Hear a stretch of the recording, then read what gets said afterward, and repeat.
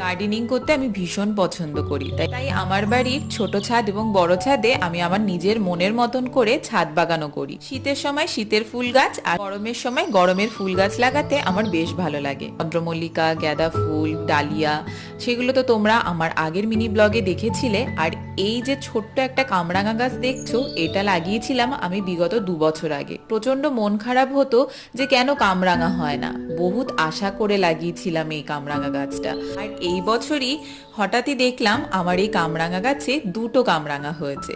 যদিও সেটা আমার চোখে পড়েনি, আমার মা দেখতে পেয়ে আমাকে ডাক দিয়ে বলল, শিগগিরই আয়, দেখে যা তোর কামরাঙা গাছটায় কামরাঙা হয়েছে।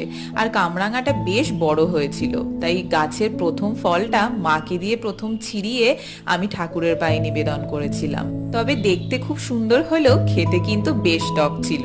তো আমার তো বেশ ভালো লেগেছে, তাই তোমাদের সাথে একটু শেয়ার করলাম। তোমাদের কেমন লাগলো জানিও।